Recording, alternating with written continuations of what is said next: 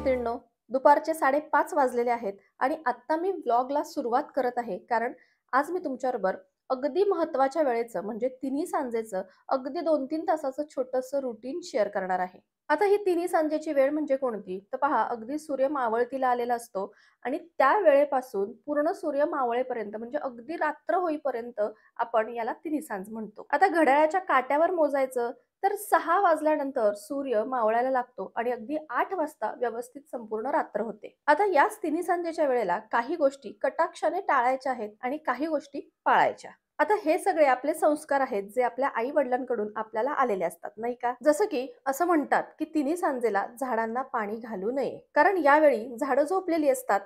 पण आता उन्हाळा चालू झालाच म्हणून समजा आणि उन्हाळ्यात खरं तर 2 वेळा झाडांना पाणी घालणं गरजेचं असतं. पण आत्ता वाजलेले आहेत 5:30, अजून बऱ्यापैकी ऊन आहे, तिन्ही सांजेला वेळ आहे. तर म्हटलं त्या आधीच आपण झाडांना पाणी घालून घ्यावं. त्यामुळे ज्यावेळेस 2 वेळा झाडांना पाणी घालण्याची गरज असते ना, त्यावेळेस सकाळी एकदा आणि अगदी दुपारच्या शेवटी म्हणजे तिन्ही सांजेच्या आधी झाडांना नेहमी पाणी घालावं. त्याचबरोबर झाडांना हात लावणं, फुलं तोडणं, पानं तोडणं या गोष्टी देखील तिन्ही सांजेला करू नयेत. आपल्याकडे कढीपत्ता, कोथिंबीर वगैरे काही असेल जे संध्याकाळी स्वयंपाकाला लागणार आहे, ते या दुपारच्या वेळेसच तोडून ठेवायचं. तिन्ही सांजेला झाडांकडे जायचंच नाही.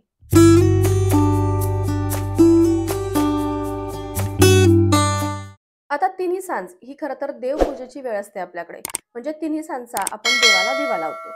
पण आता दिवा लावण्याआधी आपलं घर सुद्धा व्यवस्थित स्वच्छ, नीटनेटकं, टापटीप असायला हवं, नाही का?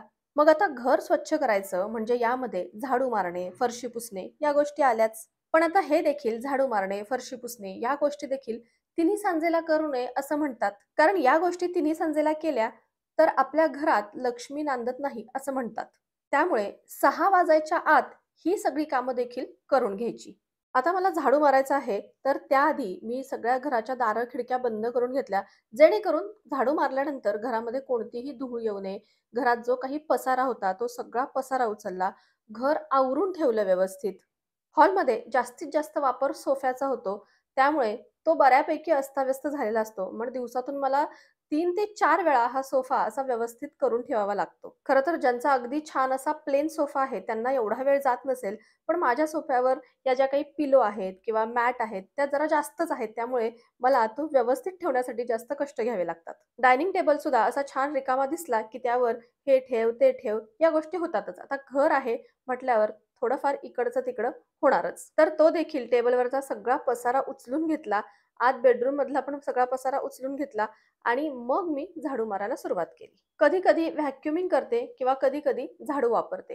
म्हणजे घरात किती कचरा आहे त्यावर डिपेंड. असा मुलांनी जास्त कागदाचा वगैरे पसारा केला असेल, तर झाडूशिवाय पर्यायच नसतो. पण नुसती धूळ वगैरे असेल, तर नुसतं व्हॅक्युमिंग केलं तरीही चालतं. हां, पण घेताना अगदी व्यवस्थित सांदी कोपऱ्यातून झाडू मारला ना, की सगळं कसं छान अगदी व्यवस्थित स्वच्छ होतं. आता इथेच डायनिंग टेबलच्या खालीच मी एक छोटासा बॉक्स ठेवलेला आहे, जो तुम्हाला दिसत असेल. तो देखील मी तुम्हाला दाखवते. तर हा आहे कॉकरोच ट्रॅप. थोडीफार झुरळं माझ्या घरामध्ये दिसायला लागली होती. तर म्हटलं लगेचच काहीतरी बंदोबस्त करावा म्हणून मी असा एक कॉकरोच ट्रॅप घेऊन आलेले आहे. तर पहा, याला इकडून अशी म्हणजे चारी बाजूनी जागा आहे. त्याला असा त्यांनी फ्लॅप दिलेला आहे. वरती एक फ्लॅप आहे आणि खाली एक फ्लॅप आहे. वरती असं त्याला झाकण आहे आणि त्यामध्ये असं आपल्याला जे काही झुरळांसाठी खायला ठेवायचंय ते ठेवायचंय आणि अशी पहा इथून आतमधून ते झुरळ येणार ते खाण्यासाठी आणि आत जाऊन अडकणार. असा एक छोटीशी कन्सेप्ट आहे. पण खरं सांगू का, गमतीचा भाग असा आहे, की मी हे घेतल्यापासून आत्तापर्यंत त्यात एकही झुरळ अडकलेलं नाही. त्यामुळे तुम्ही जर कॉकरोचसाठी हा असला ट्रॅप बॉक्स घेणार असाल, तर अजिबात घेऊ नका. याचा काहीही उपयोग नाही. त्यापेक्षा आपले घरगुती उपाय परवडले. तर पहा, माझा सगळ्या रूममध्ये झाडू मारून झालेला आहे. संपूर्ण घर झाडून घ्यायला मला फक्त 15 मिनिटं लागतात. एवढंही काही घर माझं मोठं नाहीये. 15 मिनिटात माझं संपूर्ण झाडू मारून होतो. आता एवढी सगळी माझी कामं होईपर्यंत वाजलेले आहेत 6. तर पहा, झाडांना पाणी देणं किंवा घर स्वच्छ करणं, झाडू मारणं या सगळ्या गोष्टी माझ्या तिन्ही संजेच्या आतच झाल्या. आता छानपैकी फ्रेश व्हायचं. कारण झाडू वगैरे मारल्यानंतर ती सगळी धूळ आपल्या अंगावर उडते. त्यामुळे व्यवस्थित फ्रेश होणं गरजेचंच आहे. आपल्याला यानंतर पूजा देखील करायची आहे. आणि खरं तर दिवसातून 2 वेळा स्वच्छ अगदी चेहरा धुवायलाच हवा. म्हणजे कोणतेही स्किन रिलेटेड प्रॉब्लेम्स आपल्याला येत नाहीत. आणि संध्याकाळचं असं छान फ्रेश झालं, थोडीशी आवरावर केली, की पुढच्या कामांना मग पुन्हा आपल्याला उत्साह येतो.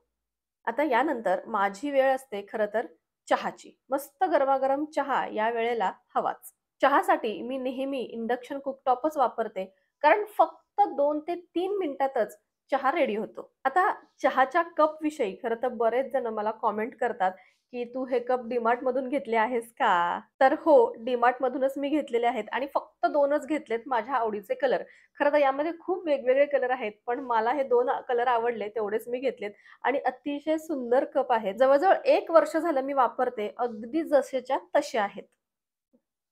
तर पहा, आता चहा वगैरे हे सगळं होईपर्यंत वाजलेले आहेत 6:30. आता हे जे टायमिंग असतं ना, म्हणजे पहा 5:30, 6:30, 7:30, 8:30 म्हणजे हे जे साडे असं टायमिंग असतं ना, या वेळेला देवाचा दिवा लावू नये असं म्हणतात.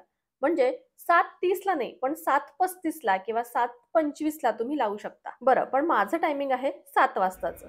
7च्या पुढे मागे 5-10 मिनिटं मी दिवा लावते. पण दिवा लावण्यापूर्वी घरातल्या सगळ्या लाईट्स ऑन करून घ्यायच्या आणि आपलं जे मेन डोअर आहे ते ओपन ठेवायचं. कारण घरामध्ये लक्ष्मी यायला दार आपलं आधी उघडं हवं, नाही का? तर संध्याकाळचा दिवा लावण्याचं काम हे माझ्या मुलीचं असतं. आता ती 9 वर्षाची आहे आणि हे काम करायला आता बऱ्यापैकी ती मोठी झालेली आहे. तिला हे काम करायला सोपं जावं म्हणून तिच्यासाठी थोडीफार सोय देखील करून ठेवलेली आहे. जसं की फुलवात तयारच असते. ती फक्त तिला दिव्यात ठेवायची आहे. तेलाची बाटली शेजारी असते, लायटर शेजारी असतो. त्याने तिला फक्त तेल ओतून दिवा लावायचा आहे. आणि दिवा लावल्यानंतर कंपल्सरी एक प्रार्थना सुद्धा म्हणायची. हेच तर आपले संस्कार आहेत, नाही का? शुभं करोति कल्याणं आरोग्यं धनसम्पदः शत्रबुद्धिविनाशाय दीपज्योती नमोऽस्तुते. आपली मुलं खरं तर कितीही मोठी झाली तरी सुद्धा आपल्यासाठी ती लहानच असतात. त्यामुळे त्यांना एखादं काम सांगायचं म्हटलं, की आपल्याला खरं तर आधी भीती वाटते, की ते करतील की नाही. पण लहानपणापासूनच त्यांच्यावर जर छोट्या-छोट्या जबाबदाऱ्या दिल्या ना, तर त्यांना त्या जबाबदाऱ्या पेलण्याची किंवा स्वीकारण्याची सवय लागते. आता जसं की दिवा लावणं हे खरं तर काही मोठं काम नाहीये. पण तिच्यासाठी मी आधी तशी सोय करून ठेवली, की त्याच्यामध्ये काहीही डेंजरस नसावं. म्हणजे जसं की आधी माचीस मी वापरायचे आणि मग ते तिच्या हातात द्यायचं. पुन्हा ते तिला जमेल की नाही वगैरे अशी मला काळजी वाटायची. पण आता इलेक्ट्रिक लायटर घेतल्यापासून ते सुद्धा काम माझं सोपं झालं.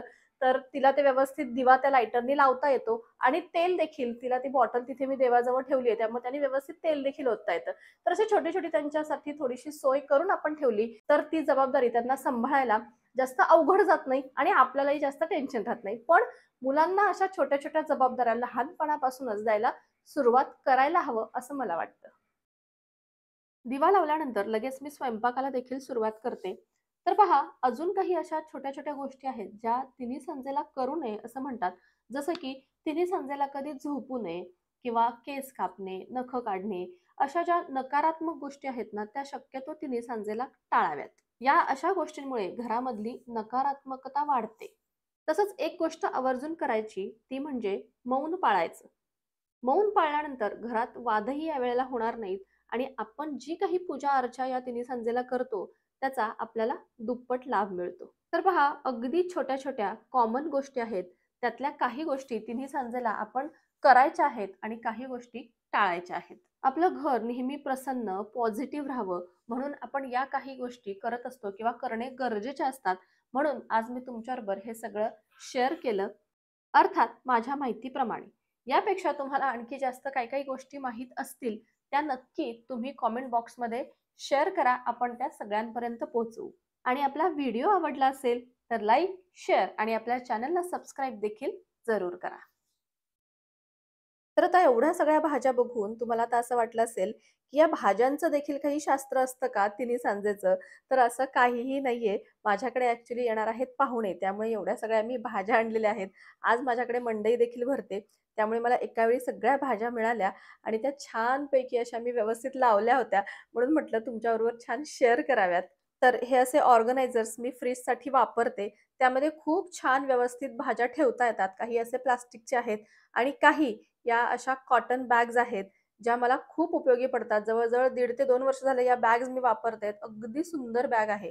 तर अशा भाज्या देखील छान व्यवस्थित निवडून अशा बॉक्सेसमध्ये भरून ठेवल्या ना, तर आपला फ्रिज देखील खूप व्यवस्थित सुटसुटीत राहतो आणि फ्रिजबरोबर या सगळ्या ज्या काही भाज्या आहेत, त्याही व्यवस्थित राहतात आणि त्यांचं लाईफ वाढतं. तर आपला मील प्लॅनिंगचा व्हिडिओ सुद्धा येणार आहे. पण आजचा व्हिडिओ मात्र इथेच थांबवते. पुन्हा भेटू अशाच एखाद्या छानशा नवीनशा व्हिडिओमध्ये. तोपर्यंत बाय बाय.